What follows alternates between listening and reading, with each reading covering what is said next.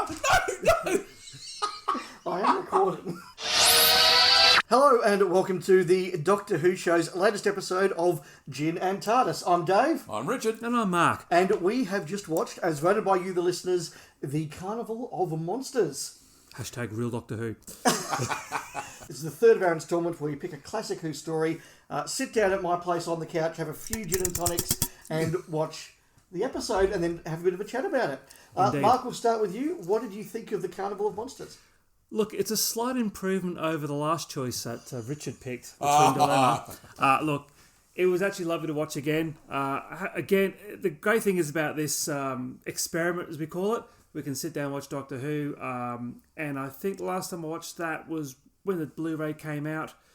And it's actually a story, in my opinion, gets better with age. I think when I first saw it in the 83, 85, I didn't have much time for it. I always found it a little bit talky, a bit like Ribos Operation. But now when I watch it, I get a lot out of it. Appreciate And the jokes. yeah, and the dialogue is sparkling it is. in some cases. And the great man is on form. But yeah, I really enjoyed watching it again. Richard? Yeah, likewise. That was a lot of fun, actually. Look, it's a self-contained story. There's no big continuity dumps or anything in it. I think they mentioned Metabolus 3, but I think and a Cyberman with the backplate sticking out as well. But look, it was a lot of fun. It's two sort of distinct, there's sort of two halves of the story, if you like. But no, I had a lot of fun watching that. I haven't watched this for a very long time. I reckon it'll be VHS days, probably since I've watched it. What's a VHS, sorry? What was that, Grandad? Thank you. Yeah, no, it's great. Yeah, I don't think I've watched it on Blu-ray before. I know I didn't do a full watch of the season 10 box set when it came out. Although I must have watched it for the podcast at some point. But either way, it's been a few years. I'm a bit like you, Mark. I don't remember this particularly fondly from being a kid, particularly in the context of season 10, where you've got... But the kids love the Drashics, Dave, so... Look, the Drashics are cool. We'll talk about the Drashics. But I do remember... You know, you've got the Three Doctors, which is cool. You've got a Dalek story. You've got, space, Frontier in Space, all the rest of it. And sort of in the middle of it, you've got, as you say, this very sort of talky show about these three grey aliens that are just having lots of conversations about immigration policy. And This sounds very familiar.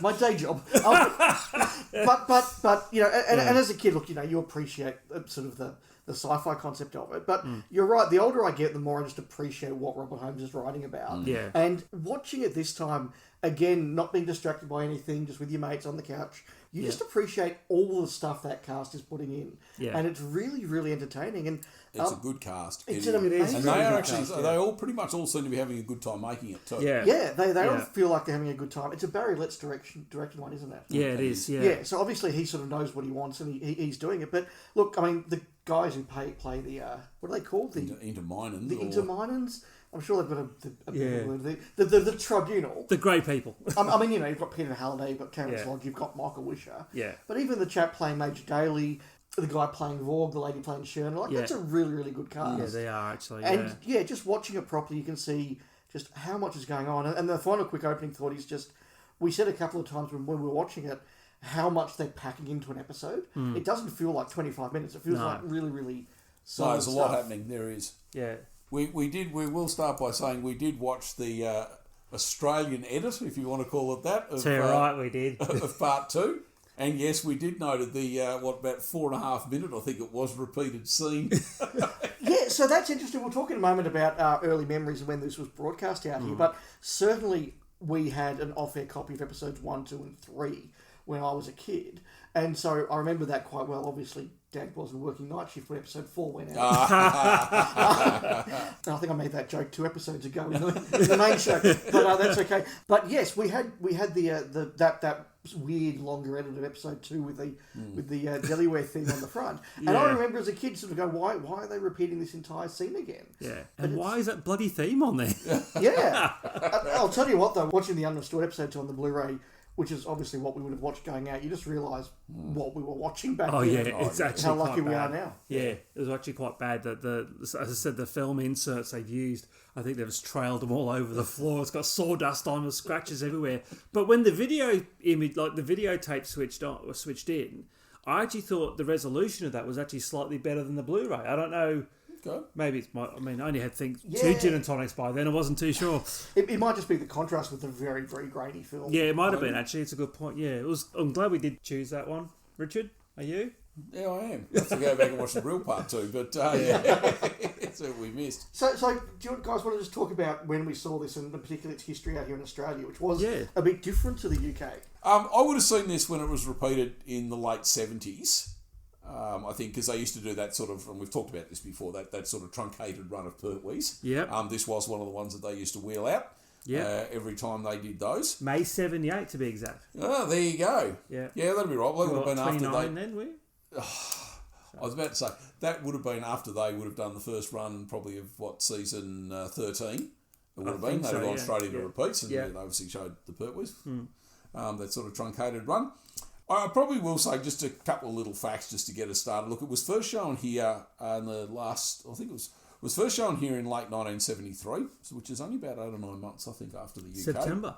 And black and white prints. Yes, I was about to say 1973 obviously means black and white here in Australia at that point. Yeah. Yes. We're still in the era where different parts of the country see Doctor Who at different times and even on different days. Really? And that would apply also to shows, classic shows like The Goodies. Yes.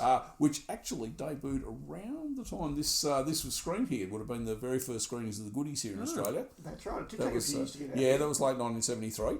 Yeah, now, a couple of dates. Look, New South Wales and the ACT saw this before anybody else. Here in Melbourne, it was shown on Friday afternoons from late October. Now, I think there was a preempted episode just looking at the TV guides. There was a bit of industrial action in the electrical industry. The 1970s. Yeah, good old SEC back in the late 70s. So there was one week, I think, there were power cuts. And actually, no, the TV guys from Melbourne, actually, they suggested part 4 aired twice. So I'd say the first time would be power cuts, and the second time's when it actually aired. So most of the times it's screened here, it was actually shown before the Three Doctors. So they did show them out. We'll see their own production code. Oh, probably. of course, yes. Yeah. So it was part of when the first time it screened, it was part of a long run. I think they started with season 8 and went right through to Planet of the Daleks. Because, of course, the Green Death wasn't shown here originally. No. The Green Death. Actually, just as another small aside, for missing episode aficionados, Yes. yes, this is also around the time, or during that run, is also around the time the final repeats of the Space Pirates happened. So if you had a home Well, there was a guy in Camberwell who did have one. VCR around that time. Probably as a final point, look, for those who can remember back that far, this was screened alongside Lassie. Good God. And before something called Switch on Set, which I don't remember, but it was apparently a magazine format show for kids. So there you go. There you go. Was it like the Australian version of Clunk Click? Perhaps not. Multicoloured swap shop, maybe. Yes, actually, yes. Yeah. So there you go. But yeah, I do remember this being on the late 70s. So and Okay. it was repeated, I think, a couple of times in the 80s. Yeah. Obviously during the legendary 1986 run where they went and I start to think I finish. saw it in about... Sorry, Dave, you go. Well, I was just going to say, the 86 run would have been when we recorded it off air. Yeah. So that would be the copies that Dan would have had. Yeah, and pretty much all the times it was shown here in colour, they did use that different edit of part 2. Yeah. Yeah, with So the the black Delaware and- thing. Yeah. Yeah, well, the black and white ones actually were what the UK saw. They were because they bought it.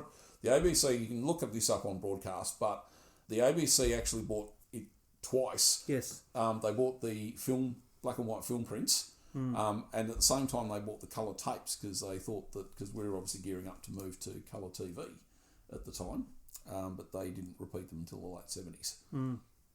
I believe that this that edited part 2 was also shown in New Zealand.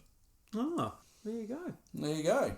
So when we did episode 2 of Gin and TARDIS, we watched the Twin Dilemma, and one of the things we commented on was just how atrocious some of the production values were. Yes. Given that this is 10 years earlier, what did you think of the values this time, particularly watching it, on the large TV on Blu-ray? Look, obviously you can pick on the issues with the CSO. That's very obvious. And I think the composition of some of the shots, particularly with the Drashigs, The perspective's a little bit out, isn't it? Yeah, a little bit out. And look, Yeah. if you want to be really nitpicky, there's also, you could probably make a few comments about the different sizes of things they pull in and out of the scope. Yes. I think they'd have to be a hell of a lot smaller than the sort of, action man Pertwee that staggers out. Action man size Pertwee, I think, staggers out or whatever. But look, I actually think, as we said, the cast really are getting into it, and they are all pretty good. And I think the crew behind the scenes actually are doing a great job. And I have to say, a lot of the stuff with the Drashies, look, they're obviously sock puppets, but they're quite effective. The stuff where they're coming up out of the swamp, absolutely, and bursting through the wall of the ship and that sort of stuff. I actually think that's really well done. Yeah, I was going to say the same thing. When the Drashiks are just being used in models, whether it's the outdoor environment or it's the ship model or whatever, they look really, really good and they're filmed really, really well. Yeah. And the noise we all said is just fantastic. It is. Oh yeah, it's great. But yes, when you're trying to mix them in with the studio, that doesn't work. Yeah, particularly that bit where they come into the hull of the ship, the composition on that shot is horrible. Yeah. And there are definitely a few shots we pointed out where Katie Manning's sort of looking up in terror and Pertwee isn't quite sure what he's doing. But what did you think of the look of it, Mark? I thought it was great. I mean, I actually thought the sets were really impressive. I mean, you compare it to the story before, The Three Doctors, which is basically punching you in your face, very garish and everything like that, where this is more like the inside of the Miniscope set. It's like a really slightly more LSD version of a Top of the Pop set. Waiting for Mark Bolan to strut on the, on the set, or David Bowie's to strut on. That's one of my biggest memories from being sort of 6 watching it. Yeah. Is all that set and just that sort of complicated flashing lights and little bits of circuitry. And you look at it now as an adult, and it's just a few bits of set with a black drape behind it. Yeah. But it works really, really well. It's still, I mean, from a set perspective, you compare that to the aluminium foil of Twin Dilemma. Yeah. I mean, look, we did notice there was a piece of cardboard, a round piece of Oh, cardboard. if they played with the arrow seeds. Yeah, but that's okay. I mean, it was 10 years before we would never have noticed that before. No, never noticed that. Course. But I mean, production-wise, it's great. It's really good. And it stands up quite well for its time. Does. It's 50 I mean, look, it's not without its flaws. I mean, some of the rest of it's not without its flaws. I mean, look, you have the trope of the entire society of the planet is represented by 3 people. And the functionaries. Yes. The masks aren't great on them, No, they're not. And sorry, just on that side, what the hell was going on with all that stuff about the functionary rebellion? That sort of goes nowhere. I don't think they paid their fees. I wasn't too... Exactly. I just go, what's all that about? Yeah, well, I think he's obviously... Because they say something about the functionary ascended to the upper level, so clearly, they're obviously not supposed to go where the... And it's a really good piece of Robert Holmes. Council goes or something. Yeah, it's a really good Robert Holmes piece of world building where you sort of get a sense of the class society and their striations, which is nice. It just... You sort of look back and go, well, what was that about? That didn't really feed into the program. Yeah, actually, you could have just removed that. But I suppose then again, you set against the backdrop. They do say several times, the functionaries are getting restless, and the natives are getting restless, and that the ones at the transport depot or whatever have gone on strike. Yeah, because they don't want to work double shifts or that sort of thing. So maybe he was trying to unionise or. So maybe that's a good point to talk about Robert Holmes, because when people talk about Robert Holmes, they talk about the Time Warrior, the Talons of Wen Chiang, Caves of Androzani, Deadly Assassin. This isn't one that really comes up as being a Robert Holmes classic. No. But we were commenting all the way through, the writing is really Robert Holmes. It is. And Richard, you had some comments about the villains of the piece being very Holmesian. It is. I mean, you're right. It's very talky, particularly when the 3 members of the council are sort of conspiring and manoeuvring around each other. But you do feel it's a Robert Holmes script. I mean, the villains, there aren't really any real villains in it. But the ones, the council members, they're not megalomaniacs or anything. They're just bureaucrats. And Vorg is misguided rather than anything else. It's like the same double act, sort of in Mysterious Planet. What were they called? Humbucker, what are they called? Handbag and... Humker and Tendril. Yes. I mean, they're not evil. Same with Dibber and Glitz. I mean, they're not evil. No. Glitz in Mysterious Planet is happy to wipe out... He's a bit of a rogue, with a gas bomb or something. Yeah, but he's not... He's a lovable rogue. By Dragonfire, he's a lovable rogue, but he's a bit of a bastard in Mysterious Planet. Yeah, but... and you've got sort of, you've got the Major and his daughter, and you've got Vorg and Shirter, and you've got, you do have your Holmesian double acts. Yeah. And Ian Marter was there. Yes. Yes, he was, as his first appearance. He was supposed to be Mike Yates. That would have been an interesting choice, actually. Yeah, I was just thinking, would he be a better Mike Yates than... It would have been a very different Mike Yates. Yeah. Probably would have been more perhaps that sort of upright officer thing, I think, maybe. Sort of square jaw, heroic action hero type. Well, that's the thing. Does he play it as Lieutenant Andrews or does he play it as Lieutenant Sullivan? Because they're very different characters, aren't they? Yes, yeah. Because Andrews is that very austere sort of, he is. sort of thing, whereas Harry Sullivan's an imbecile. Famously. Well, I was about to say he's only qualified to work on sailors. Yeah, it was good to see him, though. But I mean, Harry Sullivan also is that sort of, they went for that sort of Bulldog Drummond type idea. I mean, okay, he's sort of klutzy because Tom can handle the action sequences himself. But, he is that sort of very square-jawed. Yeah. I thought his performance was good. Yeah, so it's interesting you mentioned the Robos operation, Mark, because I think that's a good analogy just to continue on the Robert Holmes thing. And it's another story that I watched as a kid, and look, it looked okay, but the Robos operation was pretty dull when I was, 10.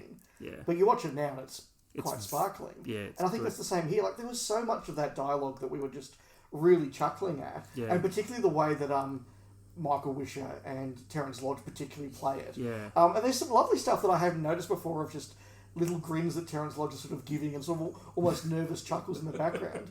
And the bit where Sherman's just sitting there almost giggling at Pertwee, I'd never sort of seen that before. And again, I don't know whether it's because I'm older or because the Blu-ray quality's better or just because we've had a couple of gin and tonics and we're throwing ourselves into it. But I did notice some really subtle performances. The dialogue rhythms remind me a little bit of, watch The West Wing, where it's very fast, dynamic, and it's very, very snap, snap, snap, snap, snap. Speaking of performances, Pertwee.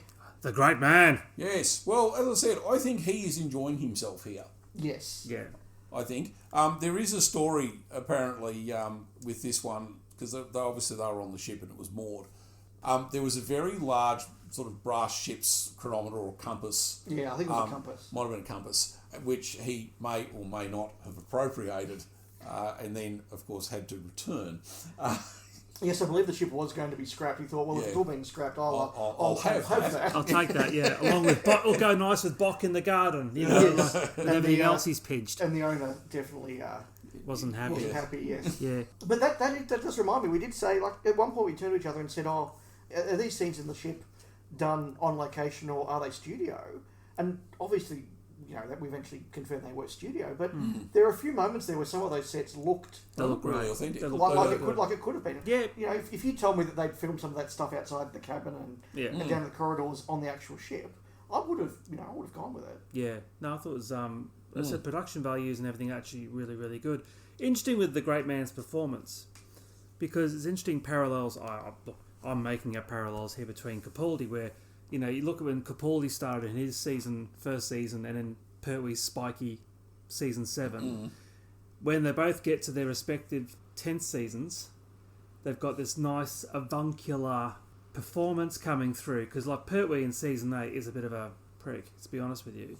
9, he's mellowing a bit, but 10, he's really into that sort of avuncular performance. And same with Capaldi, I can see parallels there. Or am I think you're absolutely right. There's a softening of both of them and sort of a humanising both of them as they go on. But both of them do have that sort of arrogance and that prick-like character in them. Go. Just even in part 1, I'm just sort of watching. There's that real sort of sense of no, Joe, we can't be there. That's impossible. I'm never wrong. Like there is just that real sort of arrogance in the character.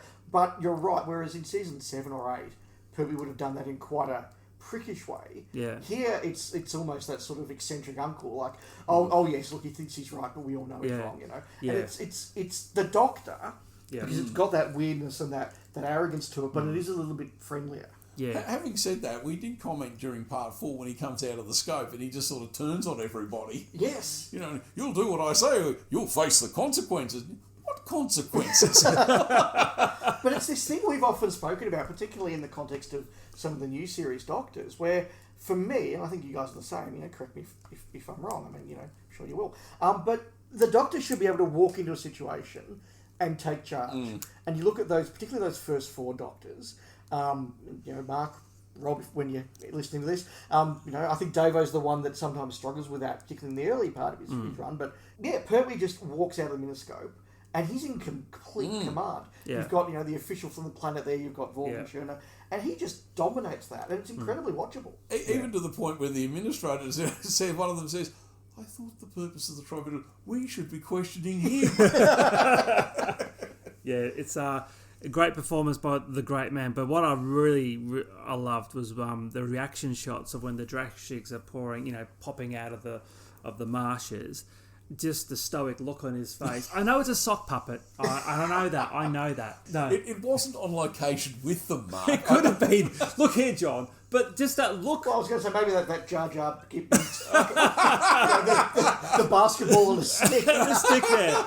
But just the look on that face of it's a stoic, you know what I mean? Where and even Tom Baker, like that line in Horror Fan Rock, it's locked in with us. And even Davison says, when the Cybermen are marching down, he goes, the Cybermen, and just that look on the face. Compare that to, and I haven't watched the series, I've seen the clip, of the latest incumbent, when he's not crying. He, when they announced, Sutek was sitting on top of a TARDIS, don't get me started on that, but like the look of, like a slack-jawed, wide-open reaction shot, and going, that's not how... That's not a reaction. When he's terrified of the maestro. I didn't watch it, but you know what I mean. Just But had the Beatles in it, Mark. Shabby Road, I call it. But just if you compare the reaction shots of Don Saul, George, and Bingo. Bingo, yeah. But you compare the reaction shots of those doctors and the responses to a threat compared to, the wide-eyed acting, slack-jawed to give. Yeah, this is no comparison. Yeah, and again, something we were commenting about is it feels very 1970s. Yeah. There is an alienness about the whole thing that, I don't know if it would work now. I mean, we would like to see it now, but, they tried doing the Doctor in that way with Capaldi, and, the general audience didn't really like it. Because they've got no taste, that's the problem. Sure, but, is it just a reflection of the times as well? Yeah. I think, they made a mistake of having young doctors, and they thought that was the... Like Davo. No, that was a bloody triumph. Right? Hey. Only when he was written by Big Needham and Holmes. Yeah, and Terence Dudley. And Terence Dix. Hold on, Terence Dix. Terence Dix, yes. But even the quality of the level of the writing, right, where the pitch of it is for those intelligent 8-year-olds to 80-year-olds, where now it's quite dumbed down in a sense. I found a lot of the new series these days. It's more about the feels. Yeah, I know, and this is all about a story, and it's just engaging, and it's gets to the point. Like it's. And it's interesting because people say with good reason, RTD writes good dialogue, and he does. He writes very good dialogue. He does have that thing that Holmes has and Boucher has of you can write a character with very, very minimalist dialogue. RTD is good at that, but there's a pace to RTDs that's very modern. Whereas watching Robert Holmes here, we said it a couple of times, there were some very long scenes of the three officials just talking at each other. Yeah. And look, the performance of those actors makes it work, but it is several minutes of three bureaucrats talking bureaucrat to each other. Well, could you play that in 2024? No, probably not. And I mean, look, that was one of the... We remember when we were talking about the Robert Holmes scripts for Blake 7, we did say one of the criticisms levelled at him is that he's a fairly old-fashioned writer. And you could do that in drama in the 60s and 70s, but no, that certainly wouldn't fly. No, and there's probably a reason why he didn't get a lot of work after. Probably. No. Once you start moving to Steadicam and stuff, and you can shoot much faster, and you don't have to lock a camera off and just have characters expositing at each other. Yeah. It was just nice to take that step back, really. You just watch scenes without having that manic pace. Speaking of different times, there were a few moments in this where yes. We did look at each other and have a knowing laugh. The inappropriate sense of us. Yes. It's a memsav. Yeah. And it's one of those things where you can kind of debate, is it correct because they're doing the 1920s and people in the night. I mean, Major Daley would have had some pretty problematic attitudes. Well, he would have done, yes. So is it correct to show that or not? And I mean, you very quickly establish you're in the 1920s when he's, I wouldn't have them on the plantation. No. As much as you sort of sit there and wince now, lazy people, and you sort of go, ooh. But, that's a pretty accurate portrayal of a British retired major in 1926. I was actually going to say, and a retired major in probably 1989. Yeah. Final thoughts on the Carnival of Monsters? I will say one thing. Deadly Dudley Simpson in this episode. Look, the musical styles are all over the shop. Obviously, he's trying to do a futuristic something, tinkly something on the planet scenes where he goes back to the more traditional scores for the ship and everything like that. And I think actually it's a bit of a jarring mix. Well, he's obviously got new electric instrumentation. Yeah. And he's trying to experiment with that. And it's kind of like the CSO. Whatever else you say about Barry Letts, look, I've always said Barry Letts occasionally looks dated. He really looks cheap. Yeah. And I think that's the case here. There's stuff that looks dated, but it doesn't look cheap. Yeah. But there's also stuff where he's clearly experimenting with shots, with technology, with all the rest of it. And some of it pays off spectacularly well. Some of it doesn't pay off as well. But you'd rather have that experimentation. And it's the same with Dudley's music. You'd rather he was sort of trying to do it, because you don't get the Hinchcliffe years without the trials and tests. No, that's true. And that's the one thing we did say about the Twin Dilemma last time. It looks cheap. Yes. And tacky. Yes. Whereas whatever else you can say about this, and we did talk about the ropey CSO, and look, some of the makeup obviously on the grey triad isn't particularly good. Those particularly when you view it on a big screen TV. Yeah. But you're right, it doesn't look really cheap. No, it just looks as though it was made in 1972. Yes. Which is exactly, and like a lot of Doctor Who, it made them we can move past, we just enjoy watching the story and, having a laugh and things like that. Actually, I will say though, I know we sort of talked about the Australian our viewing experiences there, but of course this was selected as part of the Five Faces of Doctor Who in 1981, wasn't it? Were you still in the UK at that point? No, I'd been kidnapped over here, so first time I saw Carnival, 6 months in a leaky boat. But I remember I saw it in 83. What did you do, Mark? Steal a loaf of bread to feed the starving family? Pretty sure. Come out, just suit with the arrows on it. Yeah, they got the ball and chain. Literally. Well, I think off the goodies go to the Poms Outfitters. Yeah.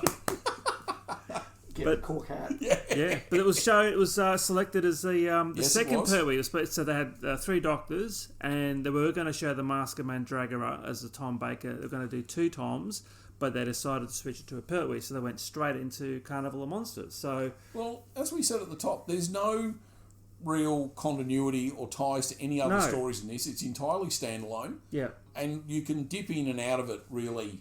It's pretty obvious what's going on quite quickly. Yeah, it's very unrepresentative of the era, but it is 4 parts, and you didn't have to pay the rights for the Daleks. But yeah, it's not representative. If you just sort of like find an entertaining Pertwee you can watch alone, absolutely. But if you're trying to say, remember what the Pertwee era was like, this isn't it. No, for sure.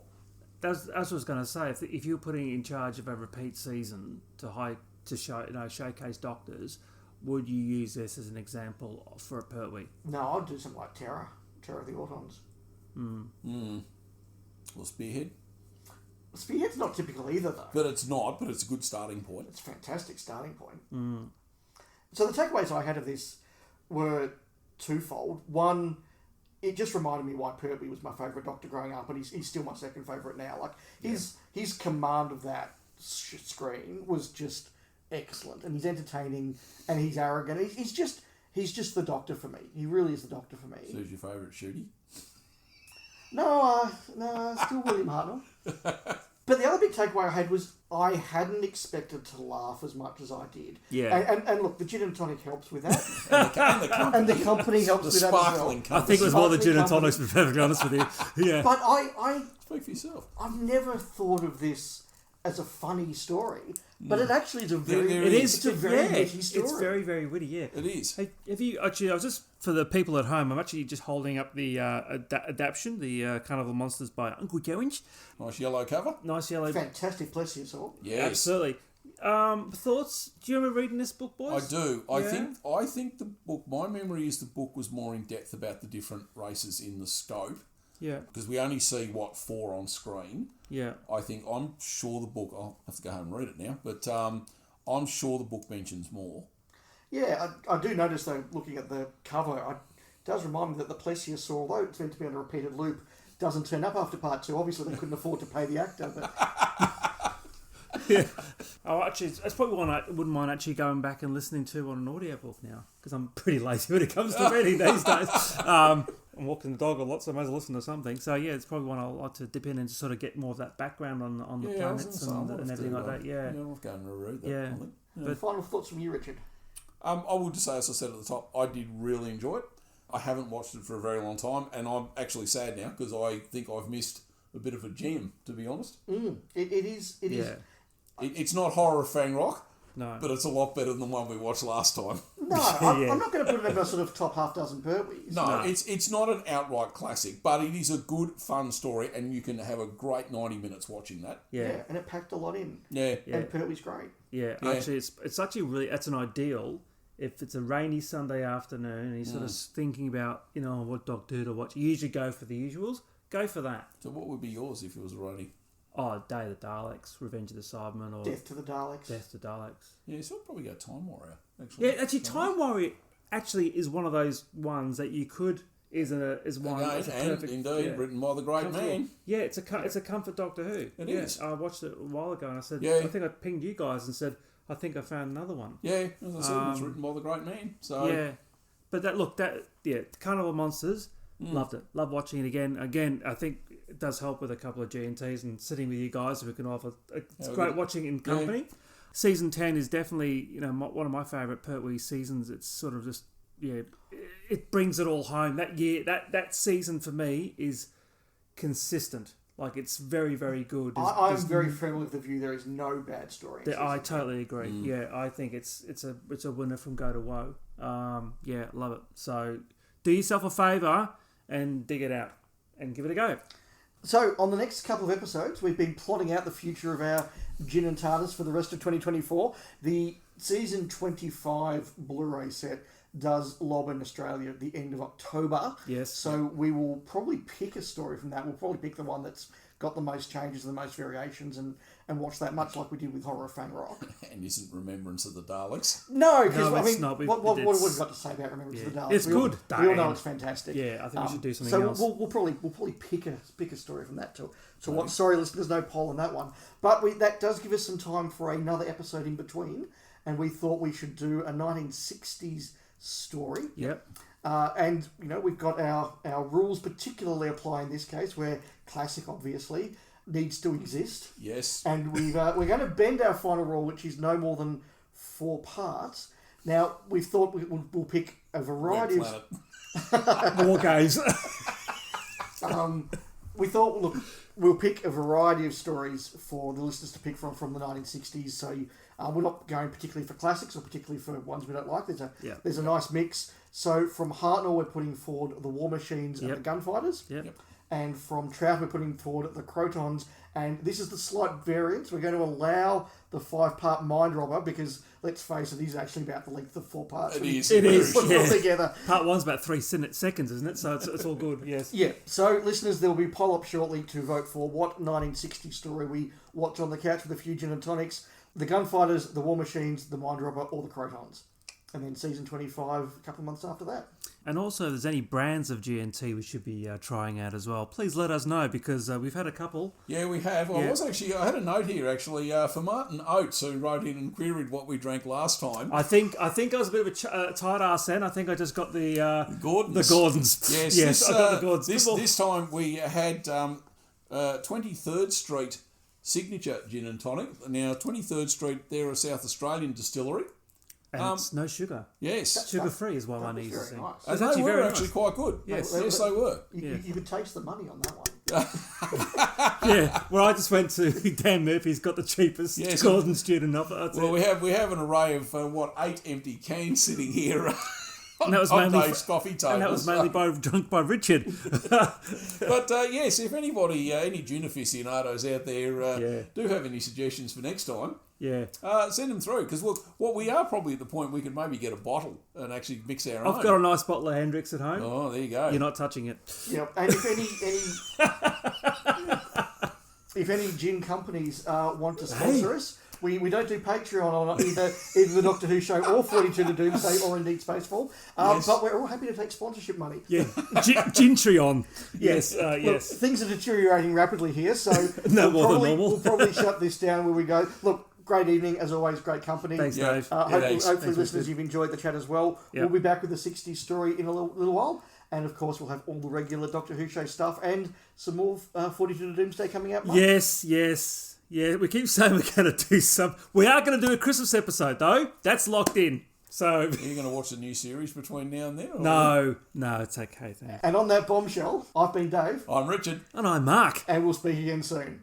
Dave, Mark, and Richard on a Friday night. TV's glowing softly in the dim light. Trailers flowing freely as the stories unfold. The Carnival of Monsters, the adventures bold. The TARDIS is spinning through time and space. The gin makes them dizzy with a smile on their face. They're lost in the cosmos and the carnival's chill. Every sip is a journey, every moment's a thrill. Here's to a podcast with zero spin. To the Carnival of Monsters and the gin that's within. Dave, Mark, and Richard in a Doctor Who trance. A toast to adventure and a wild drunken dance.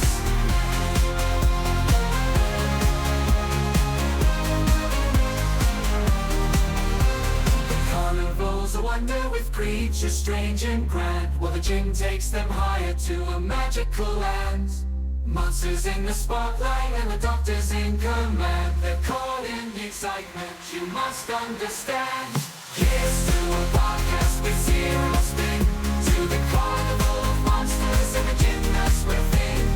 Dave, Mark, and Richard in a Doctor Who trance. A toast to adventure and a wild drunken dance.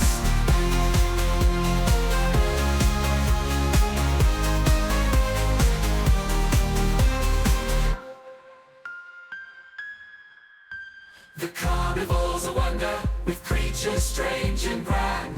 While the gin takes them higher to a magical land. Monsters in the spotlight and the Doctor's in command. They're caught in the excitement, you must understand.